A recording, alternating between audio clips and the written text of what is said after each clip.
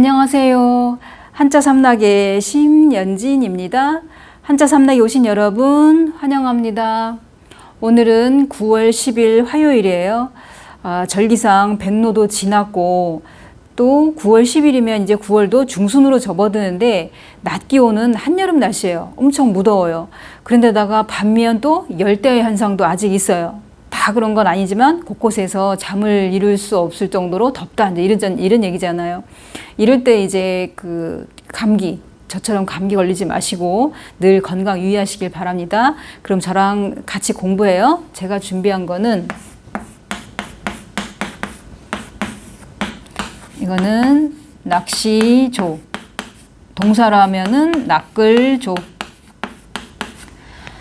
자, 이 글자에 이제 이 글자가 들어가는 거 보면은 조어 그러면 물고기를 낚는다 이제 이런 얘기고, 조황 그러면은 보통 우리가 논에서 만약에 벼를 베고 벼농사라든지 밭농사라든지 그러면 수확량을 이제 따질 때 작황이 어떠냐 이런 얘기 하잖아요. 그럼 여기서는 조황 그러면은 낚시 고기를 잡은 양이 이제 어떻게 되냐, 많이 뭐 만선이냐 아니면 이게 빈 배로 왔냐 뭐 이런 얘기할 때 그 상태를 이제 말하는 거죠. 그런 상황을.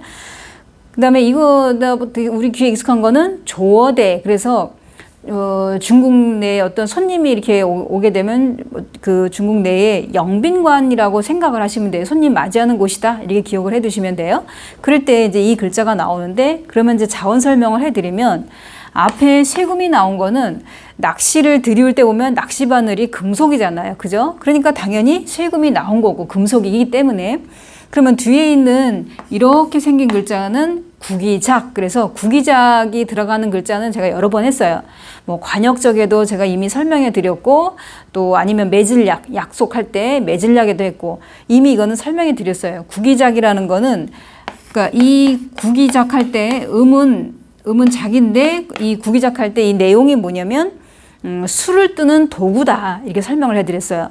그러면 우리가 술을 뜬다 그럼 항아리에서 쉽게 이제 연상을 한번 해보세요. 항아리에 이제 막걸리가 있는데 막걸리를 떠요.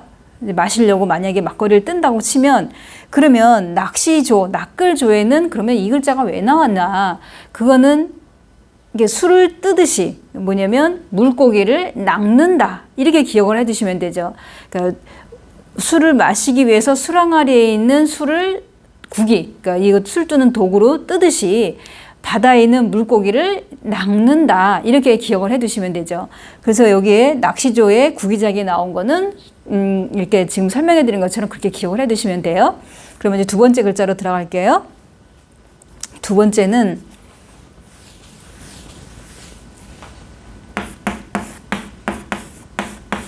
불뗄 취. 이 불뗄 취 그러면은 취사도구 할 때, 취사병 아니면 자취 생활하다 할 때 이제 쓰는데, 설명을 해드리면은 당연히 불을 뗀다고 했으니까 불화가 나와 있고, 그러면 뒤에 있는 이거는 우리가 보통 하품흠 그래요. 그러면 여기에서 하품한다는 거는 내가 졸려서 하품한다기보다도 불을 떼기 위해서 이제 불쏘시개를 놨어요. 마른 예를 들어 나뭇잎이라든지 종이 이런 걸 놨으면 이제 옛날로 따지면 성냥을 딱 그어서 불을 떼게 되면 그 불씨를 살리기 위해서 후후 이렇게 불잖아요. 그러니까 하품할 때 입을 크게 벌리면 이제 산소가 내 폐 속으로 많이 들어와요. 그러면은 내뱉을 때 이산화탄소도 많이 나올 거 아니에요. 그죠? 후 이렇게 뱉을 때 그런 것처럼 하품하듯이 입을 크게 벌려서 산소를 들여 마시고, 그 다음에 후 하고 뱉으면은 그 바람 때문에 불이 더 이렇게 잘 일어날 수 있다 이런 얘기죠. 그래서 지금은 우리가 TV 이런 데 보면은 그 손풍기라고 해서 조그만 선풍기 있잖아요. 그거를 갖다 댄다든지 아니면 뭐 풍로를 돌린다든지 이런 식으로 해서 바람을 일으켜야 불씨가 활활 잘 타오를 거 아니에요. 그 장작에 불이 붙으면서. 그런 것처럼 여기에도 마찬가지로 불을 뗀다 할 때 여기 하품이 나온 거는 그 입김을 불어내서 속에 있는 우리 폐 속에 있는 것까지 후 끄집어내서 확 이게 들여마셨던 산소를 내뱉는 거죠. 한마디로 불씨를 살리기 위해서. 그래서 불뗄 취인데, 그러면 여기서 이 불뗄 취와 관련되는 이제 사자성어가 있어요.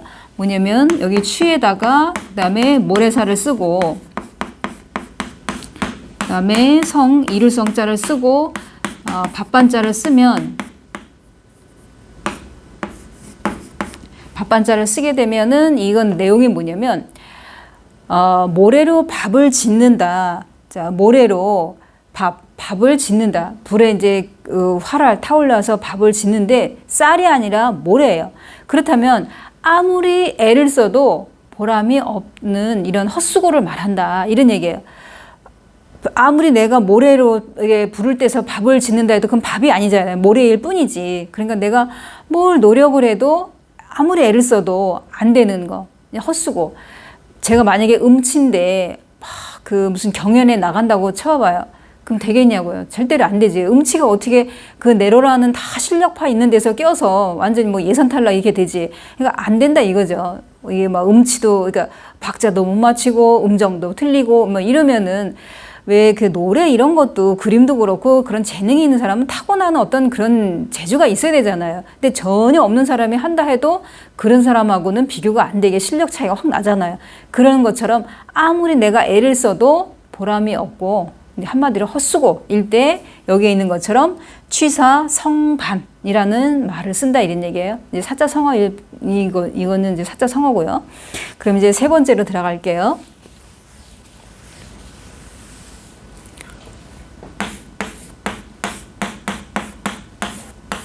이거는 골짜기 협.